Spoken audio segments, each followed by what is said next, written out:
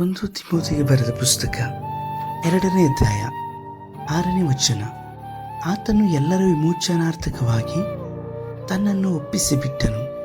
ಕರ್ತನಲ್ಲಿರುವ ಪ್ರೀತಿ ದೇವಜನರೇ, ದೇವರಾಗಿರುವಂಥ ಯೇಸು ಕರ್ತನ ನಾಮದಲ್ಲಿ ನಾನು ನಿಮ್ಮನ್ನು ವಂದಿಸುತ್ತೇನೆ.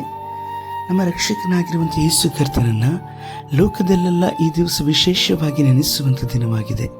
ಶುಭ ಶುಕ್ರವಾರ ಎಂಬುದಾಗಿ ಹೇಳಿ, ಯೇಸು ಕರ್ತನು ಎಲ್ಲ ಮನುಷ್ಯರ ಪಾಪ ವಿಮೋಚನೆಗೋಸ್ಕರವಾಗಿ ಶಿಲುಬೆ ಮೇಲೆ ಶ್ರಮೆಯ ಪಾಡುಗಳನ್ನು ಹೊತ್ತಂತಹ ದಿನವಾಗಿದೆ. ಹೌದು, ಇಂದು ಯೇಸು ಕರ್ತನು ನಿಮಗೋಸ್ಕರವಾಗಿಯೂ ಸಹ ಅವರು ತನ್ನ ತ್ಯಾಗವನ್ನು ಸಮರ್ಪಿಸಿಕೊಂಡಂತಹ ದಿನವಾಗಿದೆ. ನಮ್ಮನ್ನು ಎಲ್ಲ ಅಧರ್ಮದಿಂದಲೂ, ಪಾಪದಿಂದಲೂ, ಶಾಪದಿಂದಲೂ, ದಾರಿದ್ರ್ಯತನದಿಂದಲೂ, ಮುಖ್ಯವಾಗಿ ಸೈತಾನನ ಬಂಧನದಿಂದ ಬಿಡಿಸಲಿಕ್ಕಾಗಿ ತನ್ನನ್ನೇ ಸಜೀವವಾಗಿ ಸಮರ್ಪಿಸಿಕೊಟ್ಟಂಥ ದಿನವಾಗಿದೆ.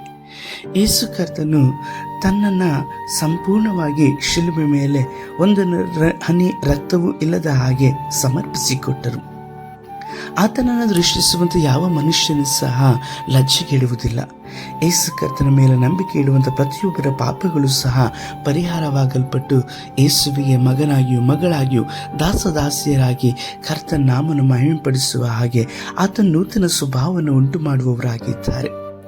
ಅವರು ನಿಮ್ಮನ್ನು ಪ್ರೀತಿಸಿ ತನ್ನ ಪ್ರಾಣವನ್ನು ಸಮರ್ಪಿಸಿಕೊಟ್ಟರು. ನಿಮ್ಮನ್ನು ನಿಮ್ಮ ತಂದೆ ತಾಯಿಗಳಿಗಿಂತಲೂ, ಬಂಧು ಮಿತ್ರರಿಗಿಂತಲೂ, ಹೆಂಡತಿ ಗಂಡನಿಗಿಂತಲೂ ಸಹ ಬಹಳವಾಗಿ ಪ್ರೀತಿಸುವಂಥವರು ಯೇಸು ಕರ್ತರಾಗಿದ್ದಾರೆ. ನಿಮ್ಮನ್ನು ಪ್ರೀತಿಸಿ ತನ್ನನ್ನೇ ಅವರು ಸಮರ್ಪಿಸಿಕೊಟ್ಟರು. ನಿಮ್ಮನ್ನು ವಿಮೋಚಿಸಲಿಕ್ಕೋಸ್ಕರವಾಗಿ ಅವರು ಮರಣಕ್ಕಾಗಿ ಸಮರ್ಪಿಸಿಕೊಟ್ಟರು. ಪ್ರಿಯರೇ, ಯೇಸುವನ್ನು ನೀವು ಇಂದು ಧ್ಯಾನಿಸುವುದಾದರೆ, ಆತನ ಮರಣವನ್ನು ದೃಷ್ಟಿಸುವುದಾದರೆ, ಒಂದು ಹೊಸ ಕಾರ್ಯಗಳು, ಹೊಸದಾದಂತಹ ಜಯವನ್ನು ನೀವು ಹೊಂದಲಿಕ್ಕೆ ಸಾಧ್ಯ. ಪ್ರಾರ್ಥಿಸೋಣ. ಸರ್ವಶಕ್ತನಾದ ದೇವರೇ, ಎಲ್ಲ ಮನುಷ್ಯರನ್ನು ಪ್ರೀತಿಸಿ ನೀವು ಎಲ್ಲರನ್ನು ವಿಮೋಚಿಸಲಿಕ್ಕಾಗಿ ನಿನ್ನ ಪ್ರಾಣವನ್ನು ಸಮರ್ಪಿಸಿಕೊಟ್ಟಂಥ ಕೃಪೆಗಾಗಿ ಸ್ತೋತ್ರ. ಈ ದಿವಸವೂ ಸಹ ನಿಮ್ಮನ್ನು ದೃಷ್ಟಿಸುವಂತಹ ಈ ಮಗಳನ್ನೇ ಮಗನನ್ನು ಆಶೀರ್ವಾದ ಮಾಡಿ ಯೇಸು ಕರ್ತನ ನಾಮದಲ್ಲಿ ತಂದೆಯೇ, ಆಮೇನ್.